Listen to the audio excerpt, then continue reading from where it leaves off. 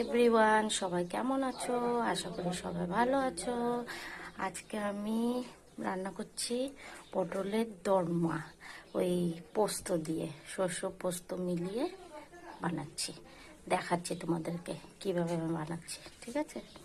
দেখো, কড়াইটা গরম হয়ে যাচ্ছে। এখন একটুখানি তেল দিয়ে দেব। তারপর গরম হয়ে গেছে, পেঁয়াজ কুচি দিয়ে দেবো। পেঁয়াজ কুচি দিয়ে একটুখানি নাড়াচাড়া করে নেবো।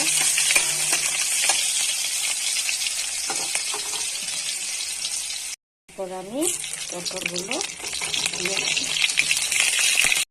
পটল দিয়ে দিলাম। আমি সামান্য পরিমাণ নুন দিয়ে দেবো,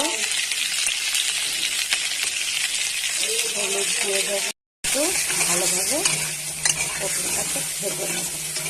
পটলগুলো দেখো লাল লাল করে ভাজা হয়ে গিয়েছে। পটলগুলো সব তুলে রাখলাম। এখন আবারও তেল দিয়ে দেব পরিমাণ মতো। এখানে দিচ্ছি কালো জিরে। ওই শস্য পোস্ত আমি মিক্সিতে করে রেখেছিলাম, ওইটা দিয়ে দেব। তার মতো নুন দিয়ে দেবো, গুঁড়ো দিয়ে দিলাম, সামান্য পরিমাণ জিরে গুঁড়ো দিয়ে ভালোভাবে মশলাটাকে কষিয়ে নেব। ভালোভাবে কষানো হয়ে গিয়েছে। এখন পটলগুলো দিয়ে দেবো। দিয়ে আবার ভালোভাবে নাড়াচাড়া করে ভেজে নেব। ও ভালোভাবে কষিয়ে নেব।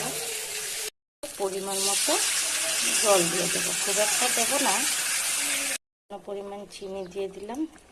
ধরো আমার পটল দোরমা একেবারে রেডি হয়ে গেছে। আমার রান্নাটা আপনাদের কেমন লাগলো কমেন্ট বক্সে জানিও।